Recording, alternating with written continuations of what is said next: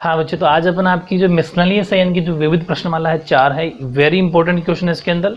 और ये जो फर्स्ट सेकंड और थर्ड जो 3 क्वेश्चन आपके लगातार दे रखे हैं, तीनों क्वेश्चन में से हर बार एग्जाम में क्वेश्चन आता है, वेरी इंपॉर्टेंट क्वेश्चन है, ध्यान से समझना। तीनों ही डिफरेंट तरीके के ये भी हैं। हालांकि जो ये मैंने टेबल फिर से बनाई है आपके इस क्वेश्चन के लिए, लेकिन अधूरी बनाई है। मैंने आपको चैप्टर 4 स्टार्ट किया था तब ये टेबल बनाई थी स्टार्टिंग में, और पूरी टेबल से अपने 4.1 कंप्लीट करी थी। बस उसमें 3 बातें थी और मैंने कहा था हर बात अलग अलग जगह पूछी जाती है। अभी मैंने सिर्फ उसकी टेबल की एक बात लिखी है, यानी कि यूनिक सोल्यूशन, नो सोल्यूशन और मेनी सोल्यूशन, इन 3 से क्वेश्चन पूछा जा रहा है आपसे। जैसे फर्स्ट क्वेश्चन है कि for which value of k linear pair x plus y minus 4 equals to 0 और 2x plus k y minus 3 equals to 0 have no solution. समझ पाना ना, हिंदी वाले बच्चों के लिए भी समीकरण तो दोनों यही है। और आपसे पूछ रहा है कि के किस मान के लिए समीकरण युग्म का ये दोनों कोई हल नहीं होगा। कोई हल नहीं होगा मतलब ये वाली कंडीशन, समझ पा रहे हो, ये वाला प्रतिबंध, ये वाली कंडीशन अपन को इसके अंदर अप्लाई करनी है। पहले से ही दे रखा है कि इसके अंदर कोई सोल्यूशन, कोई हल नहीं होगा, तो बताओ के की वैल्यू क्या होगी। तो ऐसे क्वेश्चन जब आ जाते हैं तो कैसे सोल्व करते हैं वो समझो। देखो ऑप्शन दे रखे हैं आपको 4।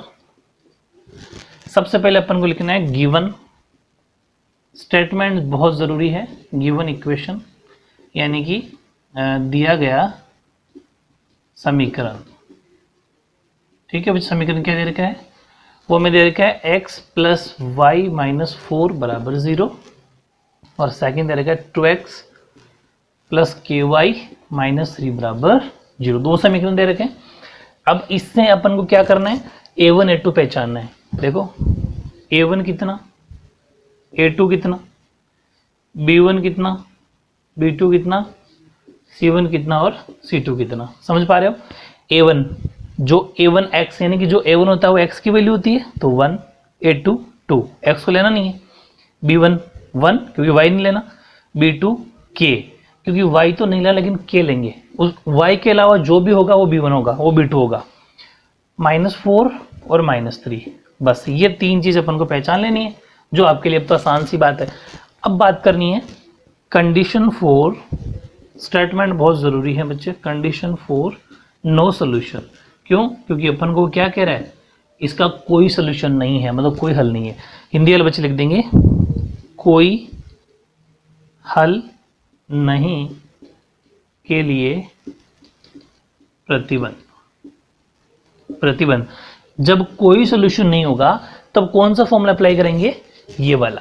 तो इधर आओ, देखो इसमें भी बहुत बड़ा रीजन है, ध्यान से समझना। a1 a2 बराबर b1 b2 बराबर नहीं c1 c2, उसकी जरूरत ही नहीं लेने की, क्योंकि देखो पहली बात तो अगर हमारी बात इन या फिर लिखना चाहो लिख दो, बोलेंगे चलो कोई बात नहीं, कंफ्यूज मत होना ना, ठीक है। पूरी प्रोसेस सीखो, एक बार आप फॉर्मूला पूरा लिख दो।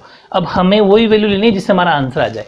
देखो हमारा आंसर इनमें है a1 a2 b1 b2, हमें k की वैल्यू चाहिए, तो मतलब हम इसके साथ में कंपेयर कर देंगे, हमारा आंसर आ जाएगा।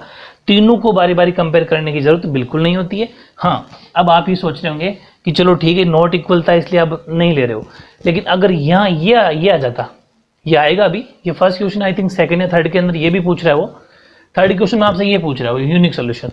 तो उस टाइम पर अपन क्या करेंगे, आपका ऑप्शन भी फिर वैसा ही होगा, कैसा कि not equal 8, not equal 6, not equal 2। Not equal का मतलब ऐसा बराबर नहीं है 6, लेकिन अभी तो साफ साफ कहीं पे बराबर नॉट इक्वल का साइन भी नहीं है, इसका मतलब हम ये वाला फॉर्मूला लगा देंगे a1 a2 बराबर b1 b2, क्योंकि उसने कहा ये नो सोल्यूशन। नो सोल्यूशन का मतलब ये वाला फॉर्मूला, इसके साथ कंपेयर करने की जरूरत बिल्कुल नहीं है। a1 के मतलब 1/2 बराबर b1 का मतलब 1 और b2 मतलब क्या, हमें k से मतलब था, क्रॉस मल्टीप्लाई कर दो, k को 1 से किया तो k, 2 को 1 से किया तो 2, तो k की वैल्यू क्या आ गई 2, यानी कि ऑप्शन के according D is the right answer. ठीक है, ये था आपका फर्स्ट क्वेश्चन। ऐसे ही क्वेश्चन नंबर सेकंड बचे, for which value of k linear pair, आपको इसमें भी 2 इक्वेशन दे रखी है, लीनियर पेयर दे रखे हैं, ठीक है, have infinite solution. Infinite solution का मतलब है अनंत हल। अनंत हल बोल दो चाहे मैनी सोल्यूशन बोल दो चाहे इनफाइनाइट बोल, एक ही बात है, यानी कि बहुत सारे सोल्यूशन, अनेकों हल, इसका मतलब ये एक ही बात है, ठीक है। वर्डिंग का फर्क है, कोई इशू नहीं है। इसका मतलब हमारी इस क्वेश्चन में कौन सी प्रॉपर्टी अप्लाई होगी, ये वाली।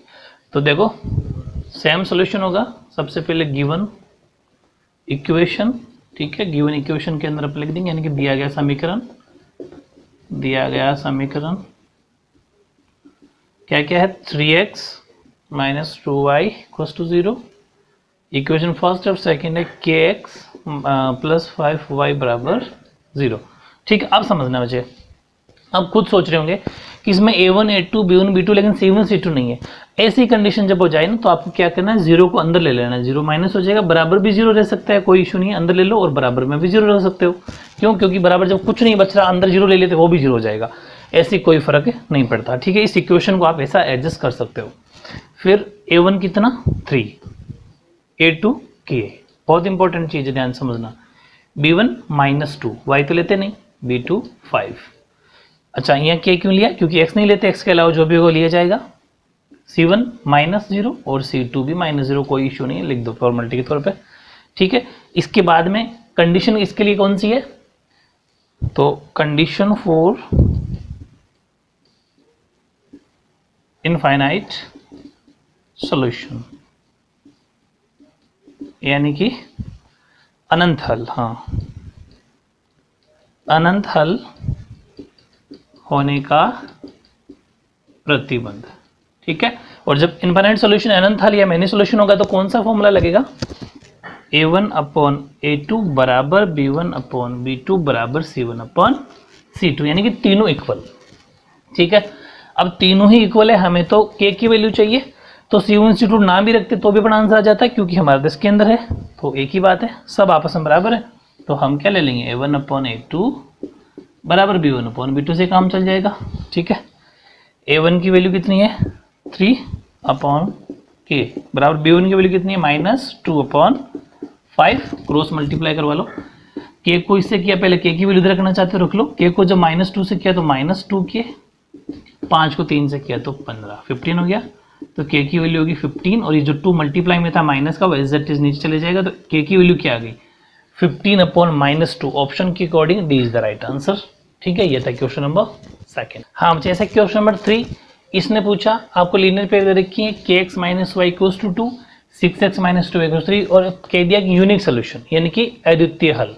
तब बताओ k की वैल्यू क्या होगी, तो यानी कि तीसरी प्रॉपर्टी पूछ ली, तो तीनों बातें काम आ गई। तो तीनों क्वेश्चन अगर आपने समझ लिया तो आपके कोई नंबर कटने के चांस बिल्कुल भी नहीं है, क्योंकि इन तीन के अलावा चौथा क्वेश्चन नहीं बनता।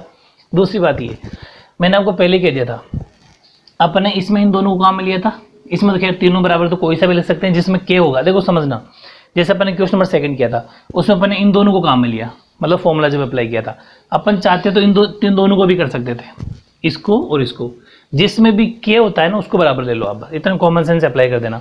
और यहाँ इसमें दोनों को क्यों लिया, क्योंकि इसमें k था और अपन ने काम में ले लिया। अगर ये यहाँ पर k होता है, C1 C2 किसी में k होता तो अपन उसको भी ले लेते, लेकिन उसका आंसर क्या था, फिर नॉट इक्वल में आंसर आता। जैसा कि देखो इसमें ऑप्शन दे रखा है नॉट इक्वल नॉट इक्वल, इसका मतलब ये गारंटी ए और बी तो नहीं होगा इसका आंसर। क्यों? क्योंकि इसका खुद का फॉर्मूले में नॉट इक्वल है, तो फिर इन दोनों का ऑप्शन तो हो ही नहीं सकता ना।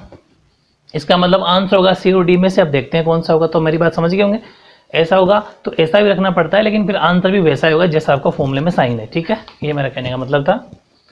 सॉल्यूशन स्टार्ट करने से पहले थोड़ी statement. Given equation, given equation का मतलब दिया गया समीकरण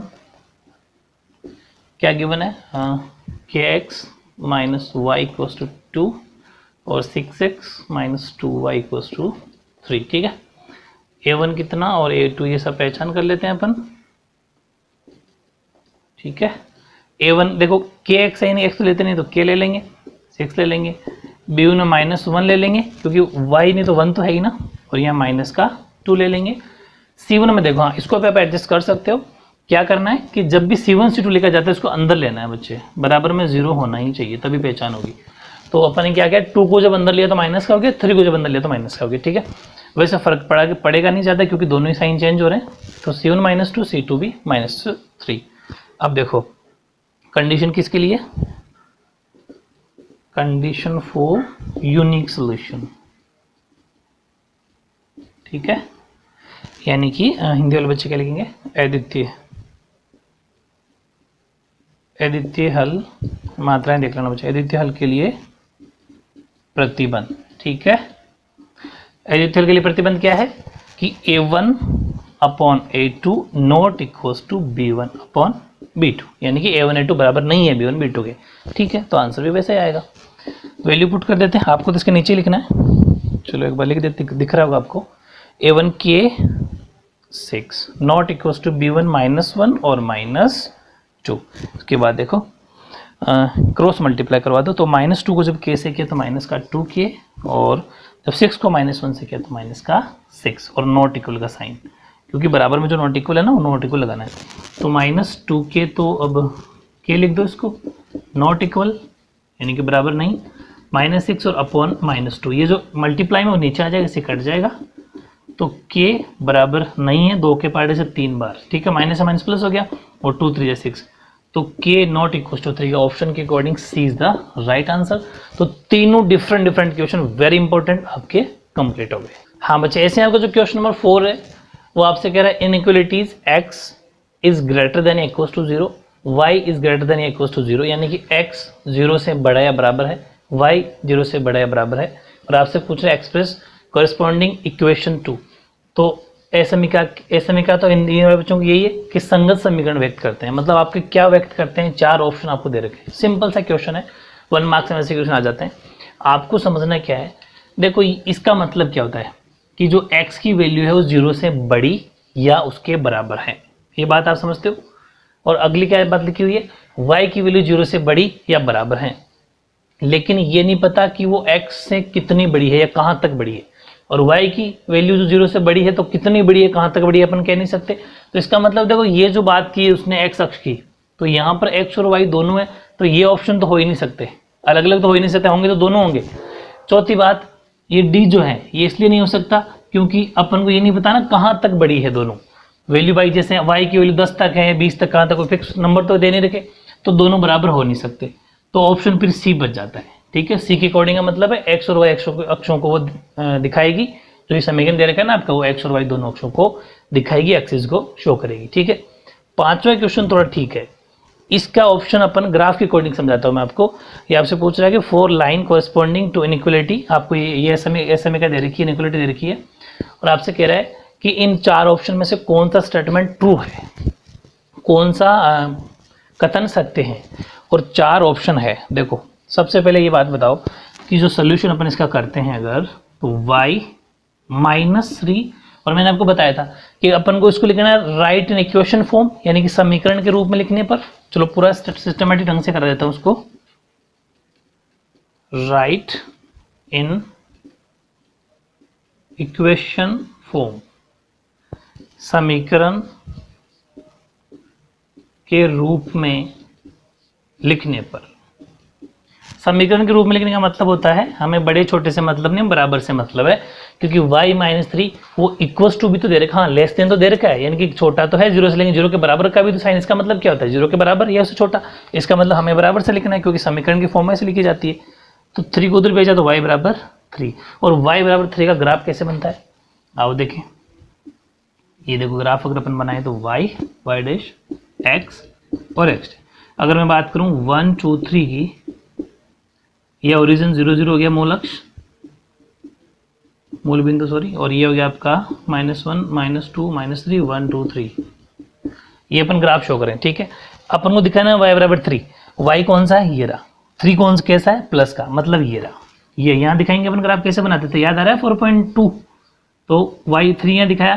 तो एक बात बताओ, ये किसके पैरेलल बना, x के पैरेलल है कि y के पैरेलल है, मतलब x के समांतर है कि y के समांतर है, ये x के समांतर है, तो ऑप्शन की अकॉर्डिंग ये इसका ऑप्शन हो जाएगा A is the right answer, parallel to x axis, यानी कि जब, और वैसे भी सीधी सी बात है, जब y की वैल्यू दे रखी है तो x क्या होगा, और x की दे रखी है तो y क्या होगा, लेकिन अपन को एग्जाम के अंदर बाकायदा पूरा सोल्व करके बता के आना है, इसलिए मैंने आपको सोल्व करवा दिया, तो उस अकॉर्डिंग आपका A is the right answer. तो ये था आपका क्वेश्चन नंबर 5।